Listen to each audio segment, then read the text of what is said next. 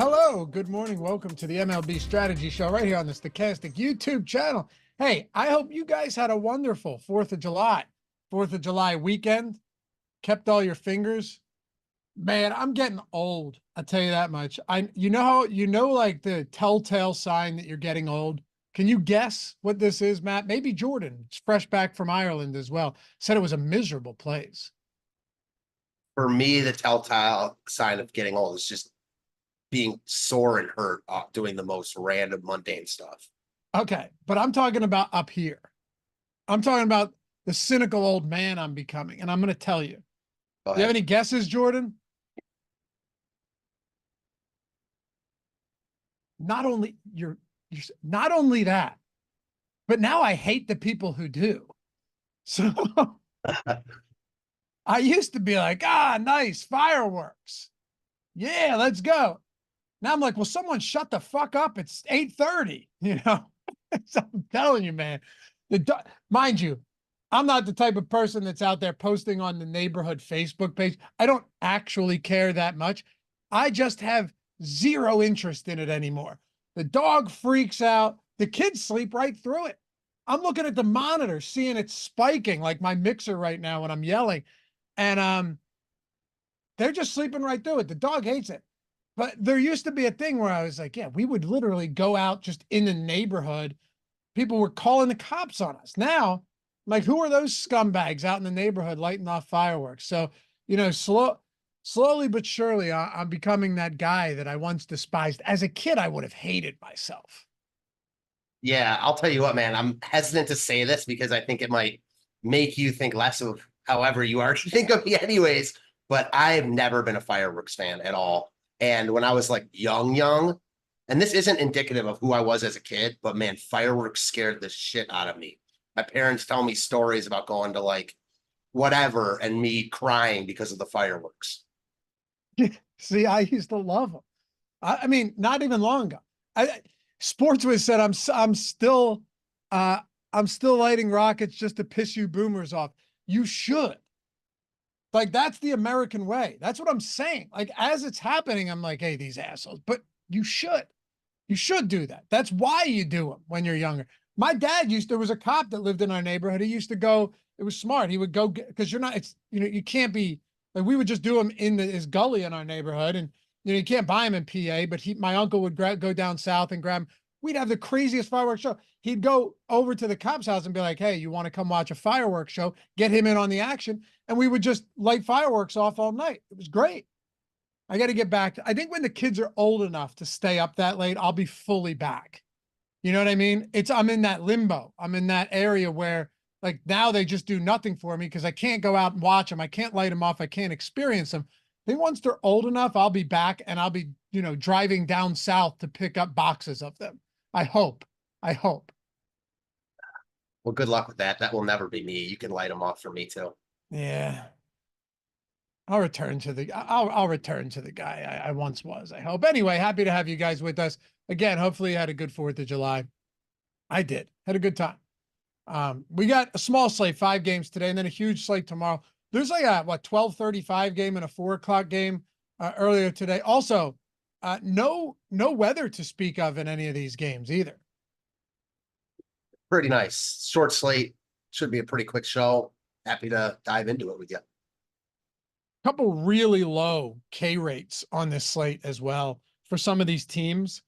And then the other spots that are in good matchups, Andrew Abbott's K rate has completely evaporated this year. I don't know what to make of it. I know last time I said that, someone was like, oh, you said it, and then he went and had 10 strikeouts.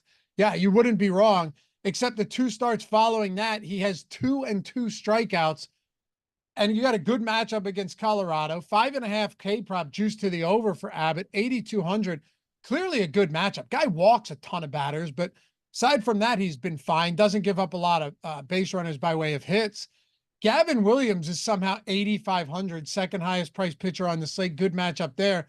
And then you have Chris Sale against Arizona. But as well as I do, the Arizona Diamondbacks are a good team against lefty bats. They strike out at a very low clip, but looking at the rest of the pitching, like, I could just go through some. Kiter Montero, by the way, I understand that this guy's not an ace by any measure, and only the Padres have a lower K rate versus righties on the year. I think DraftKings is just forgetting that he's a person.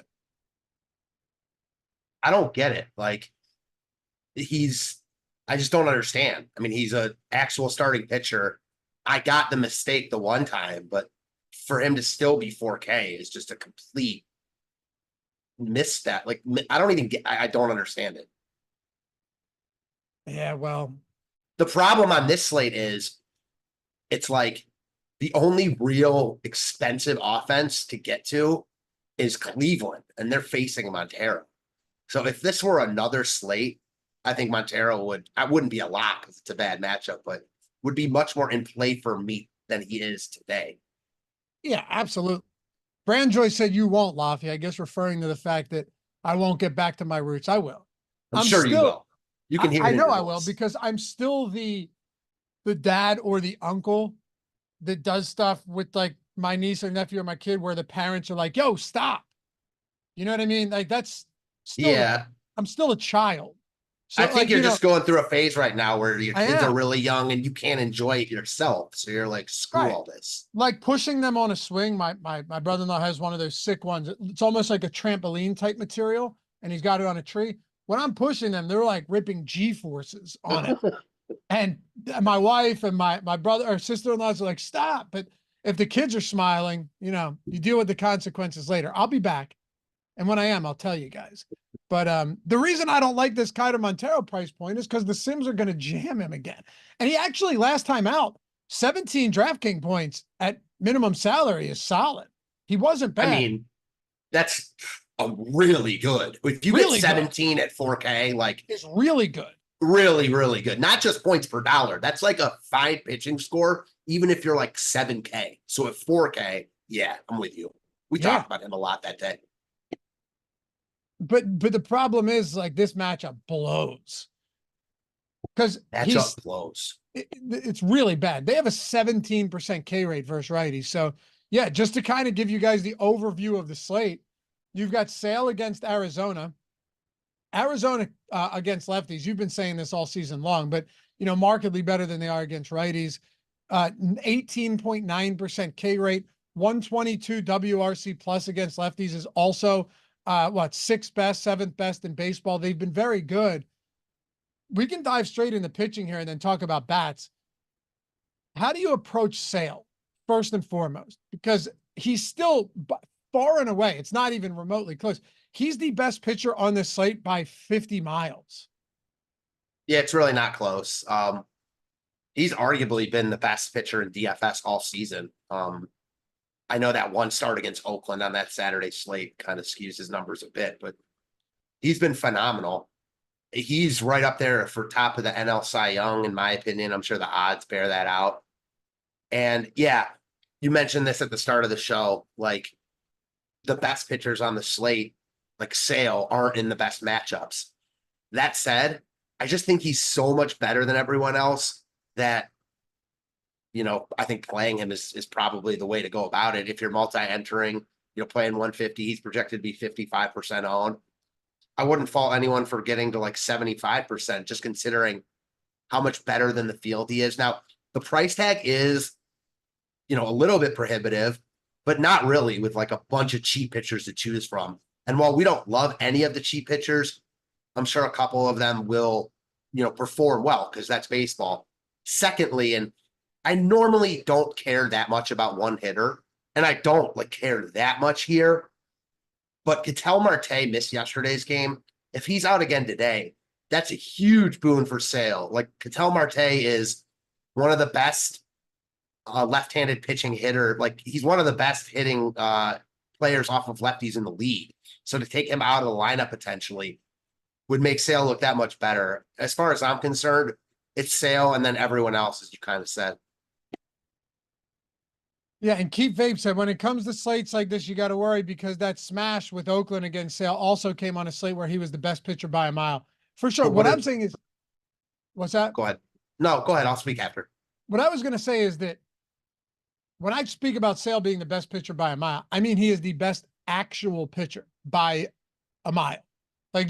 there isn't a single other pitcher from a talent perspective on this slate that comes close to Chris Sale. Particularly, like, especially now that Andrew Abbott's K rate is way down, wouldn't have mattered anyway. John Gray hasn't thrown more than 77 pitches since he came off the IL a month ago. I mean, who else from a talent perspective, right? From an upside perspective is close to Sale on this slate. That's what I'm talking about. No one. And I kind of have I don't know, a problem, but I'll pick apart that Saturday slate was also a small slate. Well, Sale's made close to 20 starts this year. Like, he's had one bad start, literally only one. So I'm sure he's had a bunch of other starts where he's been on small slates like this too, and you absolutely needed him. Now, I don't even think you have to play Sale today because of the price tag, but what you just said is what it is. His upside is so much higher than everyone else. It's not even close. No, it's not. There's nothing comparable. I mean, honestly, with John Gray, I don't hate it. The question just becomes like, how deep do we think he can go into this game? He's cheap. He makes sense. The Angels are terrible versus righties. You look at the roster as well, and they've got a banged up roster. There's something to be said about that for sure. Like, I have no problems with Gray. It's just a matter of like how far do they let him go into this game? Look at his pitch counts. And also, he's been bad since he returned. I know he had that one strong start against Kansas City, went 6 scoreless, 3 Ks, only 72 pitches. So very efficient, but they pulled him. Then it comes down to the fact, though, that he got murdered by Baltimore, killed by the Mets. San Diego, beat him up. He only went 4 innings there, 77 pitches. And his swinging strike rate's at 8% in those 6 appearances since he's been back. 5.89 FIPS, 8.10 ERA, 13.9% K rate. Look at his numbers from the 12 outings prior to hitting the IL. He was really good. 23% K rate, 13% swinging strikes. Elite, not elite, but very, very good numbers across the board. So the question really now is, are we getting that same version of John Gray? Or does it matter at 7K against the Angels? I think the most important thing is the lack of length for him. Like, I like the matchup as well, and there aren't really good options on this slate. But I think a couple of the cheaper options are very comparable, and they're cheaper and not getting as much love. So I'm out on Gray here. I'm worried that as soon as he gets into any trouble, he's going to get pulled. And it might not matter on this slate. Like, if he gives you 10 points, it might be fine. But I just think there's more upside within other guys here. Who?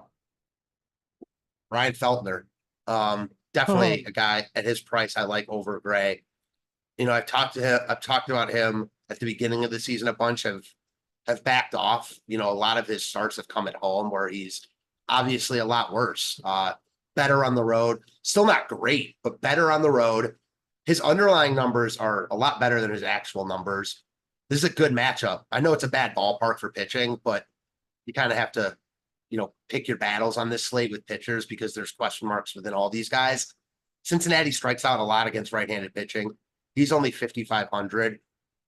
And yeah, I know Sean V or someone is going to say that he's from actually kind of by where I'm from and a half hour away from me. And I know he's going to have a ton of friends and family at this game, which is not at all the reason I like him. But for you narrative street livers, I guess fits your bill.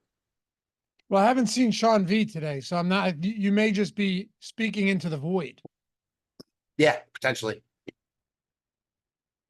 Paddock's another one where how deep does he go? Because I don't know, but I just got to say this about Feltner. The only reason I know that is because they moved his start from yesterday to today because of that. So really? Yeah, they did. So he could pitch in front of family? Yeah. Well, I guess why not? What does it matter? They're going nowhere fast, right? So it's right. So I got to get that win. Yeah, I get it. I mean, fine. Paddock's getting no ownership. He's 7,500. This is an odd spot for me because you're talking. All right, so here's the thing that scares me about Paddock. Let me know what you think too. You guys in chat as well. They put him on the IL, right? With which like forearm fatigue, which never sounds great. And then this is also like the first full season he's thrown since the Tommy John surgery. And now he returns from the IL.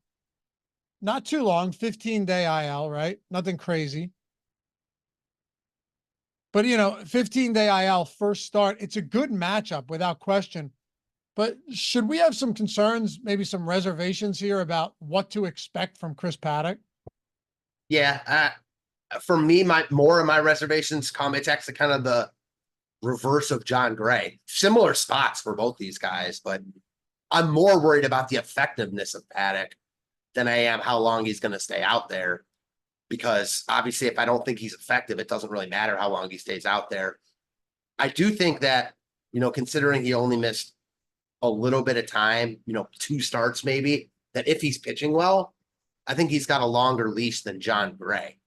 I just kind of expect Gray to pitch better here, if that makes sense. So that kind of wanes my interest in both of them.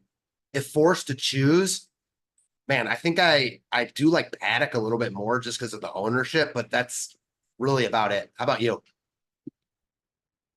Paddock or who? John Gray. It's tough. I mean, the ownership is huge contrast in ownership for sure. Right. We have Gray at what, 29%, Paddock at 7. Yeah. It feels like the only guy that's not all that viable today is Chris Flexen. I completely agree. And even the top pitching tool, he kind of looks like Chad Kuhl that one day where yeah. I mean, him and Paddock are by far the most leveraged pitchers on the slate. Oh, actually, I don't have much interest in Diaz either. Him getting 16% is pretty. I don't know. The guy has strikeout stuff. Don't get me wrong. He has strikeout stuff. He walks a lot of batters too, though, which in this spot is a little bit concerning. It is. And I thought you might have a 5+ run total for Atlanta. It's at 4.9. But there is legitimate strikeout stuff for Diaz. You're talking 34% K rate in 54 AA innings, 22 innings at AAA this year, 31% K rate. So there is a lot of strikeout stuff. And it's still a better strikeout matchup than Montero has, but I don't know, like paying the extra 2K for Diaz over Montero, there are more strikeouts, but this is also a guy who, what should we be expecting from Diaz? He's never made an appearance at the major league level. So inherently, I think that there's so much more unknown, as you were saying there. Like his floor is low, but we don't know what his ceiling is because we've never seen it. He's got a good arm. No one's going to love the matchup against Atlanta, but on paper for how Atlanta's been this year, it's actually not an awful spot. And here's where Diaz becomes in play for me, because I'm with you. In a vacuum, I'd rather play Montero at 4K than Diaz at 6K. I mean, we've seen Montero at least be kind of effective. The matchups aren't all that much different. But if I want to stack Cleveland, they're expensive, and it kind of takes Montero out of the pool in those type of lineups. So that's where a guy like Diaz and Feltner become in play for me, at least. That's wild. We actually summoned Sean V into the chat. It's amazing. He said, yes, Feltner, the Ohio Gatorade Player of the Year, his senior year of high school. Well, obviously, Sean, give us something difficult. We all knew that. I got to tell you, there are few pitching options where I think you're just not going to get any of them. Gavin Williams, to me, is one of the toughest to get to just because you're paying $8,500. This is also someone that was banged up. That was, what has he made? One start at in the major league level this year. They started him off at AA, brought him up to AAA, a few innings there. think one start, got rocked last time out against the White Sox in his only start. 8,500, the second highest priced pitcher, is kind of surprising to me. Yeah, very, very surprising. Really hard to make a case for Gavin Williams. The only case that can be made is that, like, on paper, a year from now, he's probably behind Sale as the second best pitcher on his slate, pretty clearly. I mean, he's Sure. the Indians' top pitching, the Guardians' top pitching prospect. He was very good last year. At least he wasn't consistent, but he showed really spike upside games. So, you know, he's not getting a lot of ownership, but it's just like playing him and Sale together is difficult. And I really don't see like pivoting off of Sale to Gavin Williams. Like, if I'm not playing Sale, I'm just going to spend down at both pitchers. Williams is basically out of play for me. I'm getting none of them. None. Yeah, Abbott's cheaper and projects better, so it makes sense. Carter Montero, I am getting some of because he's minimum salary. And it could end terribly. That's not lost on me. It could end real bad. But he's minimum salary. What am I supposed to do? Like, this is a guy that didn't he go 6 innings last time out? Yeah, he was solid. 6 1/3 innings, and he would have kept going. They would have let him keep going. He's thrown 87, 94, and 80 pitches. So, like, you have I'm not saying he's good, but you have an actual workload of a starting pitcher at 4K. And hold on, I looked at it earlier. I think he has a 24% K rate. 23%. He has strikeout stuff. It's just a brutal matchup. Do you like the Guardians on the other side? I like them a lot. Again, Montero is in play because he's 4K, but he's not very good. And the Guardians, I think, are of the top offenses on the board tonight. I think they're like the most contrarian. So, and our top stack tool bears that out. Minnesota, Texas, Atlanta, Cincinnati, all projected for more love than Cleveland. And it's a pricing thing. The only team more expensive than Cleveland is Arizona, and they're facing Sale. Cleveland has a couple cheap bats, Angel Martinez, 2,800, but like Naylor, J-Ram, Kwan. I mean, Kwan's close to 6K. Like, the top of their lineup is really expensive, and I think that keeps people away. And this is the type of slate I like taking advantage of ownership discounts like that, because to me, they're the top stack on the board, or right behind Minnesota, if nothing else.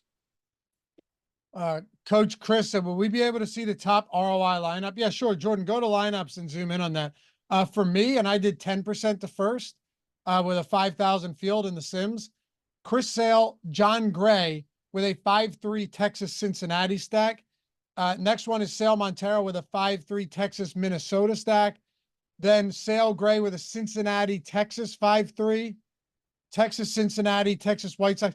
I'm getting a lot of Texas bats in the Sims right now, a good amount of that, Matt. And I think one of the reasons is pretty evident. You know, you have a Texas team that has a 14% top stack probability, second highest on the slate behind only Minnesota.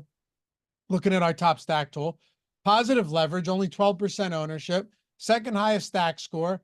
And the value on this team is what's really standing out. So considering I'm getting a ton of Chris Sale, and just to give you guys an idea, like when you're looking at the Sims, all of that's factored in, right? The leverage, the ownership, the pricing, because the Sims are just, it's literally creating what should mirror the field as far as all of the lineups go, and then simulating that tens of thousands of times, and then showing you that that's what the simulated ROI means. It's showing you the lineups that did best over all of those thousands of simulations, and the players as well, and the team ROIs and the pitcher ROIs, all of those simulated ROIs, you can see it. So like you might have a player that has a lower negative simulated ROI, but is still in one of the top lineups because that lineup simmed out better than all of the other ones, you know, and won or finished top 3 or whatever, more than the others. So looking at this now, it makes sense where I'm getting, all right, a ton of Chris Sale, a good amount of Montero, and Sale you have to pay for. The Texas bats going up against Davis Daniel, who we still really don't know much about. He had a great first start, got blown up last time out when he was relatively chalky. This is a pretty cheap team for Texas outside of Corey Seager and Marcus Semien. Even Adolis Garcia's 4,600. That's not a lot. And the rest of this lineup's dirt cheap. Man, even Seager himself, like 5K is cheap for Seager. Yeah, Texas is, I like Texas a lot here. I think that ownership on Texas could be, I don't want to say worrisome because there are a bunch of good, like all the teams I listed off before, Minnesota, Texas, Atlanta, Cleveland, and Cincinnati are all in really good spots. So I expect ownership to be split within those teams. Texas's cheap price tags might bump their ownership. Nate Lowe, 3,700, one of the cheaper first basemen today. They'll get love, but nothing worrisome, I don't think, I guess. So, yeah, I think Texas might be my second favorite stack outside of Cleveland. All these teams look pretty good, though. And then even some of the stragglers, like Colorado against the chalky Abbott. Interesting, if nothing else. It is. Angel Stadium. Top 6 for home runs against lefties. Top 6. Top 8. So 8th for homers against righties. It is actually a pretty homer-friendly park. Texas has a 4.7 implied total right now. I think that's one of the highest among the 10 teams going. Cleveland's at 4.7. Cincinnati's up there. Minnesota's up there. But outside of Cincinnati and Minnesota, all of these other good offenses are hovering in that high 4 range. Cleveland, Texas, Atlanta. So Texas is up there. And I think that value is really going to stand out. Another stack that the Sims is giving me a lot of, Matt, I'll get your thoughts here, is, which I'm sure you're not going to be terribly surprised by, 5-man Cincinnati stacks going up against Feltner. Now, I know you said you have some interest in Feltner, and I have 15% of him right now, which I think is viable. Plus, Cincinnati, second highest, third most strikeouts against righties behind only Seattle and Oakland on the season for the active roster. But they're not that outside of Ellie De La Cruz and Spencer Steer. This is yet another team that you're not paying a premium for outside of just 2 hitters. It's in a great park, good weather, homer-friendly venue, better than really anything else in baseball. What do you think of Cincinnati? Yeah, a lot to like about Cincinnati here. Again, I like Feltner because he's cheap, and Cincinnati's a good matchup from a strikeout perspective, but certainly I expect Cincinnati to do well off of him here. He's not that good. Cincinnati's offense has a lot of upside, especially because they have power and they steal bases. So I see nothing wrong with that at all. Like, they're coming in a little bit over-owned in our tools. Cleveland a little bit under-owned, so I like Cleveland more, but it's not anything crazy. And on paper, Cincy looks great here. Coach Chris says, yeah, that Texas stack, I think I'm going to have to avoid in tournaments. But, the thing is, though, they're third in ownership, but they're essentially, Cleveland's at 10%, Atlanta's at 12%, Texas is at 12%, Cincy's at 14%, Minnesota's at 17%. So it's not like you'd be fading heavy chalk. They're just relatively popular. But like I said, the reason the Sims is giving us a lot of them is because when you sim all of this, they end up being a really good stack. I mean, a really good stack. And I mean, why else would that be? They have positive leverage. Technically, we have them as under-owned, and they're not expensive. Cleveland looks good too, don't get me wrong, but thing with Cleveland is they're a lot more expensive. Yeah. Right. I'm just looking at. It's hard to stack Cleveland and use Sale. Let's see if I'm getting Cleveland here. I'm curious. A little bit, not a lot. Wow, we have Cleveland as what? The second lowest value stack on the slate? Yeah, they're crazy expensive, which is kind of why I like them today, because they're going to force people to stack Cleveland like their best hitters. They're going to force people to get weird with pitching. And there's other stacks where you don't have to do that. So I think Cleveland is going to be the lowest owned of the 5 teams that we've talked about that look good. Minnesota, Texas, Atlanta, Cleveland, Cincinnati.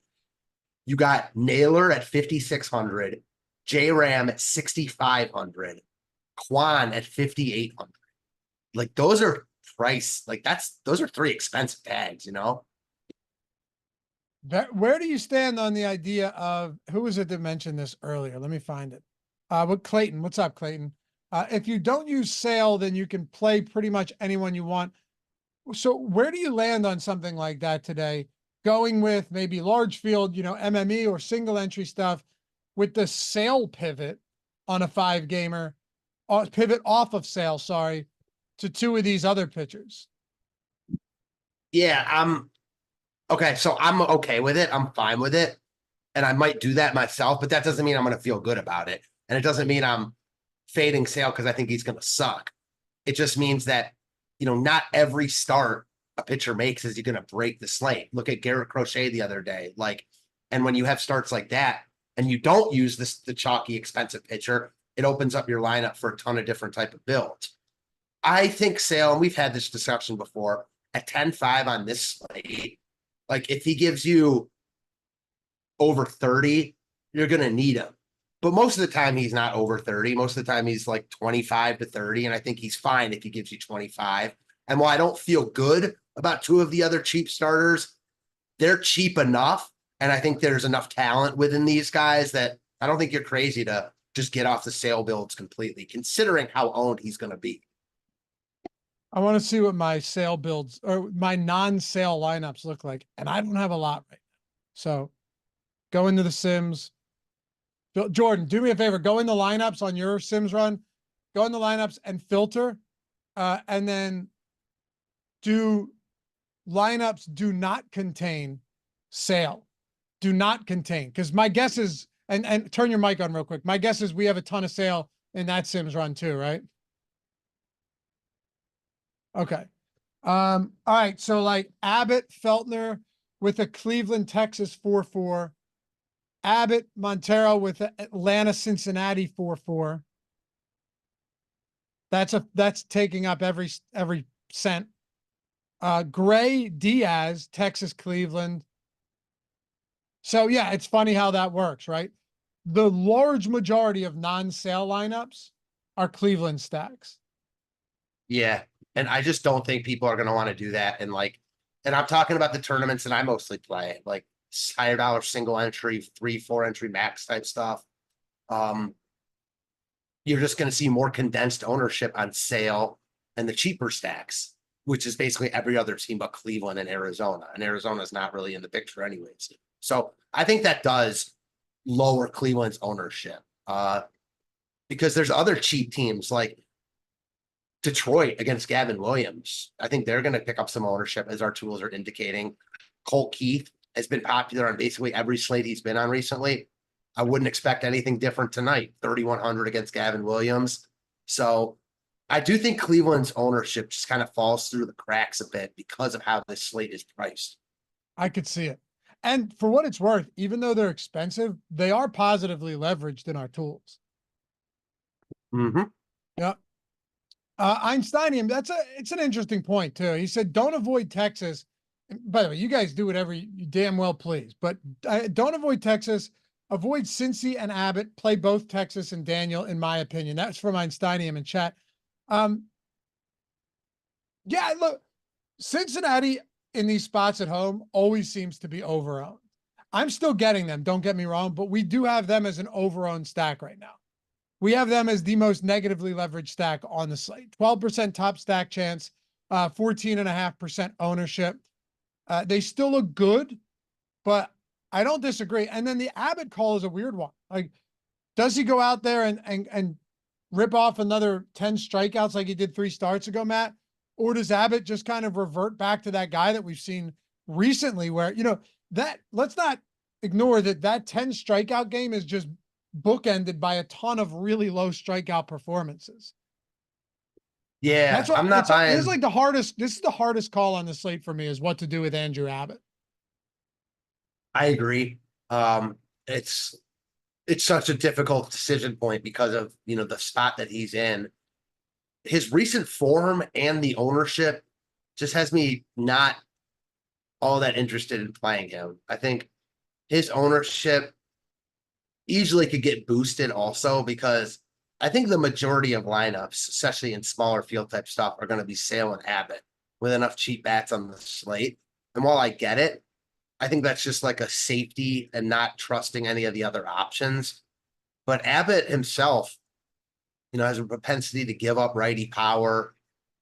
Ownership is really high. I like basically all the other guys we've discussed at lower ownership, knowing that on paper, Abbott is probably the best of the bunch, but I don't think by such a margin as the ownership is dictating. I'm capping my Montero exposure right now. Aside from him and Sale, though, my 3 highest owned pitchers would be Gray, Abbott, and Feltner, with no real differentiation there in exposure. They're all around, low 20s. 16% Diaz, though, 9% Daniel. I'm just getting like no Gavin Williams, very little Chris Paddock. I have some concerns about Paddock returning too. Only 8% Flexen. Yeah, that's it. A lot of Sale, good amount of Montero. I'm tamping that down a little bit though. That's a personal thing. Generally my recommendation is just trust the Sims, and you probably should on a day like today. Maybe I'll flip and I'll do it, but we'll see. Jordan, can you pull up the lineup generator too and see what type of lineups we're pulling from the lineup generator? Go to DraftKings main, all stack types, all lineups. And then we won't lock anybody. And then just to save time, just save 20 of them. Let's see what we come up with. So a ton of Sale. And then who's the second highest owned pitcher? John Gray. Okay. Then Montero at 25. See, I'm fully okay with that. I like these lineup generator exposures more than I like the Sims right now. Abbott 25%. Go to stack exposure, Jordan. A lot of okay, Texas, Minnesota. So it looks like we're pretty much in line with the Sims on the lineup generator, though, Matt. Texas, Minnesota, Cincy. A lot of that. Oh, a lot of Atlanta as well. Yeah, there's 5 really good offenses today. It's true. And by the way, guys, link to that. We talk about the Sims a lot, but people have had a ton of success with the lineup generator. We get tweets on it all the time. People rocking the stochastic avatar. You should do that too. Stochastic.com/HOF. So when you do win, even if it's $50, dude, we gave out Ron and I, news guy and I were talking about it the other day. We were giving out month subscriptions, $200 Sim subscriptions to people rocking the avatar because they were finishing top 3 in a massive field for like micro stake stuff the other day. Just go to stochastic.com/HOF. Download one of the sick avatars that we've got. We got 6 of them. Use it wherever it is you play. Finish top 3 in a field of 5,000 or more, no matter the entry fee. And get in, baby. Look, we got bronze, free month of any single sport Sims package, $200. Silver means you win twice. You get another month of Sims plus a free week of any other sport. Gold, all access monthly, $550 value. Or you join the Ring of Honor, 20K win, get the custom engraved ring and spinning display case, by the way. It's pretty sweet. We got 5 of them on the way. A lot of awesome stuff. So you're winning more stuff and getting a lot of monetary value just for rocking the avatar wherever it is you play. Works great for everybody involved. But yeah, man. Elway's Army has 4 wins already in the Hall of Fame, and we just started this in June, like 1 month ago with this new one. So yeah, it's good stuff. But look in the description or in the chat, lineup generator down there. Sick tool. Like if you're saying, you know what, I don't have the money right now for the Sims, totally understandable. Amazing entry-level price on the lineup generator. And what it does is it allows you to build lineups the way you want, because you can still lock players, swap players out, see the optimal projection, see the ownership, how chalky and contrarian it is. So you're looking for that balance, right? Between optimal projection, between chalky to contrarian. You can swap players out. Then you can see all of your exposures, stack exposures, you name it. And then upload all of your lineups straight to CSV as well. So like, oh, I got 20 lineups in the $4 4-seamer. Boom, throw them in. Golden. Great price. I think you guys will love the tool. Anyone who has it, we only hear good stuff. What we're doing too behind the scenes, we're generating all these lineups, throwing all of the bad ones out. So the only ones getting recommended are in like the top 1% of lineups that we're generating to begin with. Yeah, check it out. You ever have any questions, hit me up too. My DMs are open on Twitter, but yeah, the lineup generator link is down there, right there. MLB lineup generator. Jordan can throw it in the chat as well. But all right, I want to ask you about the Braves. Okay, let's talk about the Atlanta Braves here. Not a great homer friendly park in Arizona, but they do have a 4.9 total. Braves look to be heating up a little bit too. Just took my Phils to the woodshed in back-to-back games after they lost that opening one. It's still a good offense though. And it's still the Braves, despite some of the struggles this season. They're still a well above 500 team going up against the guy who's making his major league debut, Matt. Yeah, I mean, the Braves look good here. The only thing I'll say is I'm not really sure what differentiates the Braves from the other 4 really good offenses on this slate. And while the reason I'm a little more hesitant on them than some of the other teams, and I think you could look at it both ways, is to be more hesitant or be higher on them, is we just don't know anything about Diaz. So again, I think that the range of outcomes in a spot like this for both Diaz and the Braves is much wider than it otherwise normally would be for most of these other teams. So I'm personally, as of right now, again, it's still so early, more on the Diaz side, just because I like the Guardians. And in that situation, I can't play Montero and I need cheap pitching. But I do think that, again, on paper, the Braves look just as good as any of the other teams and could be number one in someone's rankings. For me, they're not, but they're not far behind. They're not at all. At all. And Einsteinian, by the way, said, Laffy, would you, in lineups that you don't have Texas, would you mind playing Davis Daniel? I struggle with these spots and tend to lean more towards one side than the other instead of playing both sides. Yeah, and that can be costly sometimes when you're talking about 5-game, small abbreviated slates. It kind of matters less sometimes when you have bigger slates. I have 15%. I have not 15%. I have out of 150 right now, 15 of my lineups have Davis Daniel, and 50 of them have Ranger stacks. So I am and you don't have to do this. You can make adjustments, whether you're using the lineup generator, the Sims, whether you're hand building, whether you're using something else. You can set exposure caps, right? You can do all of that. You can do the ROI boost and boost stacks or teams up or pitchers up and down. But right now I am definitely overweight on Texas, Matt. Very overweight on Texas. And I am under the field on Daniel. We have him projected around 17% in the Sims. I have around 10%. So I'm not super underweight, but definitely more heavy on the Texas side of this game as far as Daniel and Texas bats are concerned. The pricing thing, like, they're just inexpensive. The only guy that's over 5K is Seager, and he's 5K exactly. Simeon and Adolis, just much cheaper price tags than we're used to seeing out of guys like that. Even Nate Lowe, Jonah Heim, Josh Smith has been very good this year. Texas, for all intents and purposes, at least for my money, is the easiest team to stack today. Our top value tool bears that out. I mean, they have the highest chance of being the top value stack on the board, and they're good, and they're in a good spot. Interesting that 4 out of the 5 top offenses today are on the road. So maybe you bump Cincinnati a tad because they're not going to get that 9th at bat, but I wouldn't really do much because they could destroy in 8 innings, Yeah. Yeah, they could. It wouldn't be hard. Eric Johnson, how chalky is Abbott? I've seen everyone and their mother hit his K prop today at over 5.5 Ks.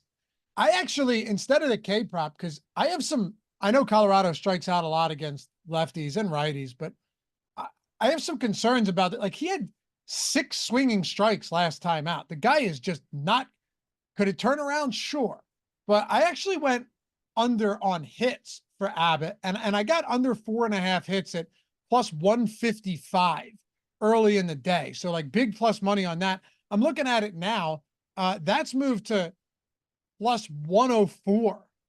And on Underdog, I did a video you can find over at Odd Shopper, a short, had Andrew Abbott at 5 hits. They just, got rid of the hook, went from 4.5 to 5 because it was a weird line or weird odds on that for a site that doesn't have odds in these pick'em places. And now it is down to 4.5. So I got under 5 for the video and they've now bumped it down to 4.5. So yeah, it's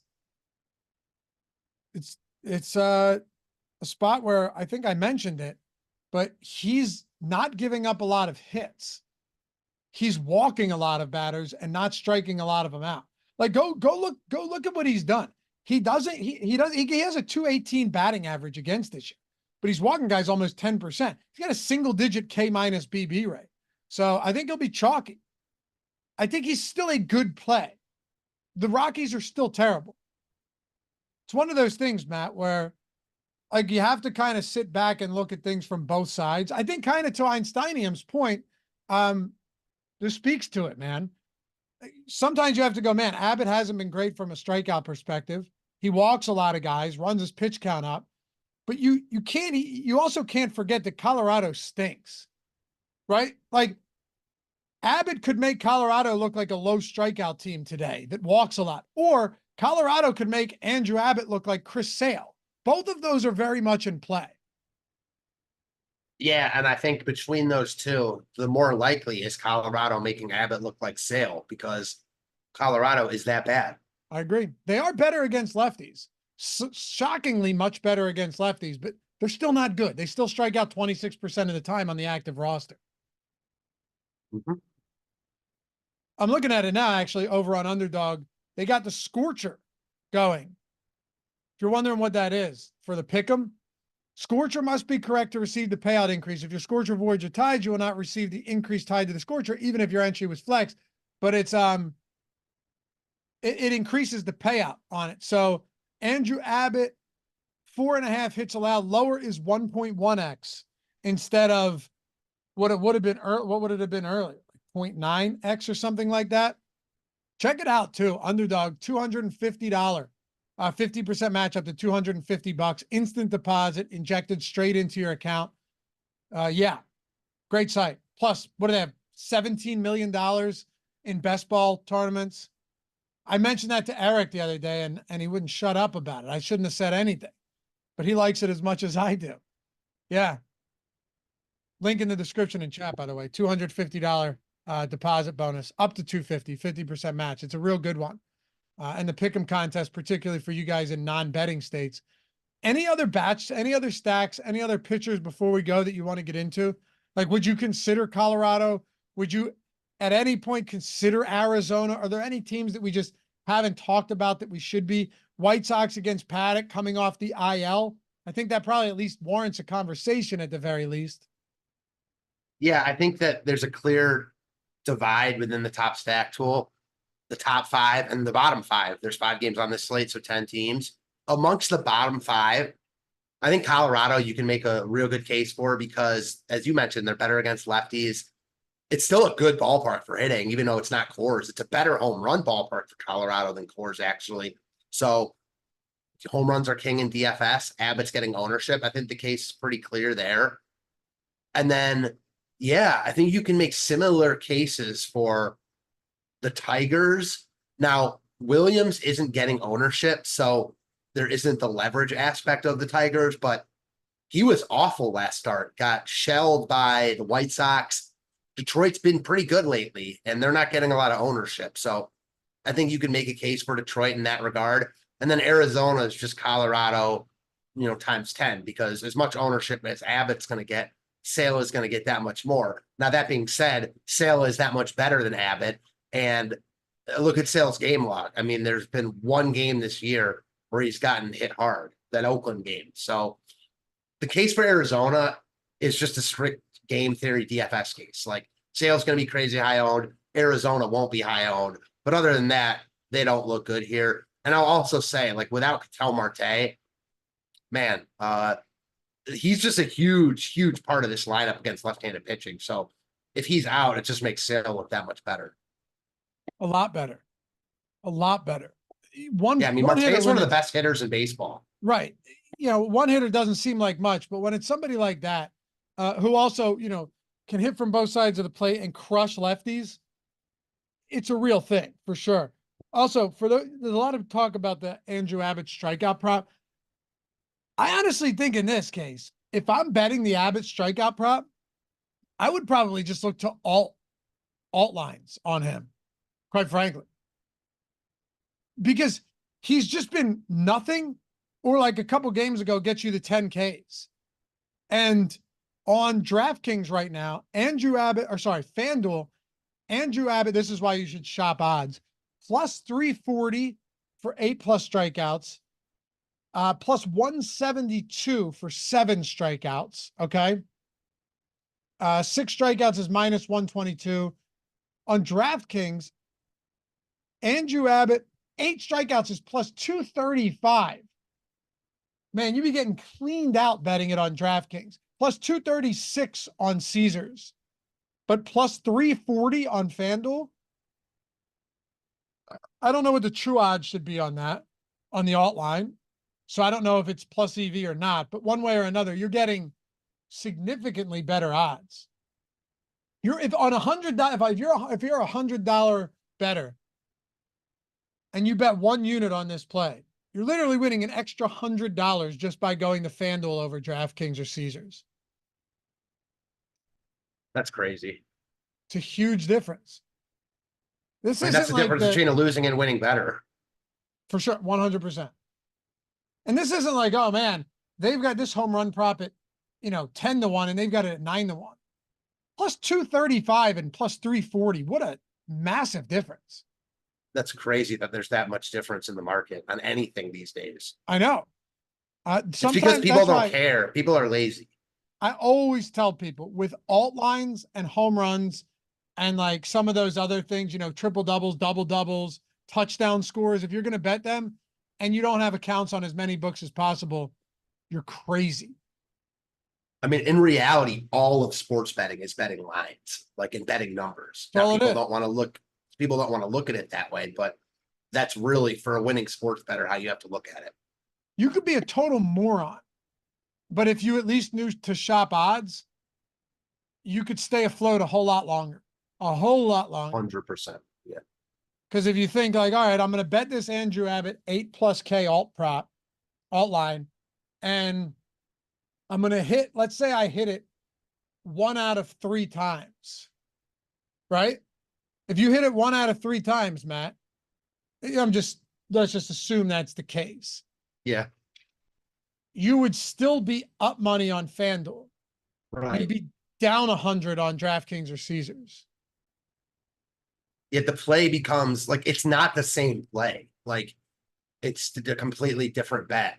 Once you're, whatever the plus 230 and plus 3, it's just a completely different wager. I like to think of these things as if you bet them over time and had this win rate, what would your profit loss be at this number and this number? And it becomes even more dramatic the more you do it. Right. That's really the only way people can get a good grasp of it. I'm with you. Yeah. Plus at OddsShopper, we've got the promo codes drop down where like, no matter where you are, you're getting great sign up offers. So just keep that in mind, guys, especially with football coming up. And I get it too. Like, a lot of people are just betting casually and like, they're not trying to sign up for multiple books and all that. Just know what you're trying to do. You know what I mean? Know your goals. Exactly. Now, Clayton, we don't have free stuff on OddsShopper for Pick'em, but we do have a ton of Pick'em stuff. We have all the optimizers, the Pick'em market-based tool, all that.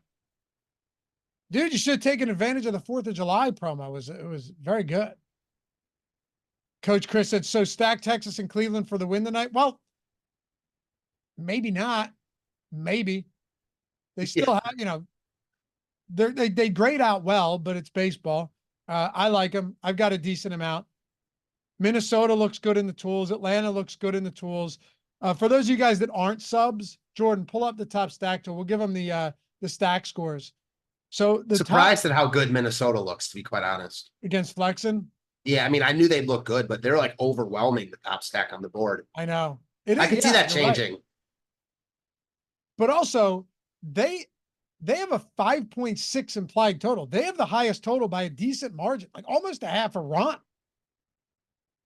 So that plays Yeah, into it, right? for 5.7. We have sure. them at 5.7. They have the highest total on the slate by a decent margin. So Yeah. there's that. And the ownership is like, it's pretty flat between the top 5 teams. Like Minnesota's getting a little bit more love, but nothing drastic. No, nothing drastic at all. I think we hit it. I think we hit on everything. And like, I don't think they do end up getting a lot of steam because it's hard for me to see Who, one Minnesota? offense, Minnesota, but in reality, it's hard for me to see any offense just becoming overwhelmingly chalky because of how good all 5 of them look. Pricing makes me think Texas and Cincinnati could get there, but then Minnesota is the top overall stack on the board, and Atlanta also looks good. That's why I do think Cleveland gets kind of squeezed out, but all 5 of these teams look really good in their own right. If you had to rank your favorite stacks, I know it's tough, and you're saying like nobody really gets steamed. If you had to, though, how would you approach this? I'm going to go Cleveland 1 because I do think they're the lowest owned. Then I'm going to go Minnesota 2. It's what the top stack tool clearly says they're number 1. So putting them at number 2, I think feels appropriate. Texas 3, I like them and pricing here. Atlanta 4, Cincinnati 5. But again, you could flip that, and I don't think you're crazy. I do personally like Cincinnati the least. They're getting the second most ownership, and they're 5th in the top stack tool. So there's that. There's a lot of good and a lot of bad on this slate. Yeah.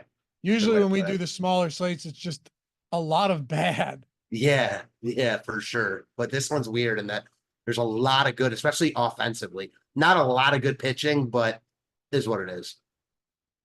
Appreciate you guys hanging out as always. Live before lock tonight. Make sure to check that out. Follow Matt at Fantasy Tips Matt on Twitter. Find me at Loughy_D, LOUGHY_D. Forgot to mention it at the top, but hey, if you don't mind, take a single second, hit that thumbs up. Atone for your sins coming off the weekend. Probably many, many sins on a 4th of July weekend. Hit that thumbs up, subscribe to the channel. And for those of you guys that ever want to listen in podcast form, Apple Podcast, Spotify, wherever you want to listen, we got you covered. You don't just have to listen on YouTube, although we're happy to have you here watching live and in chat or after the fact. And we'll see you back here for the next one. Peace.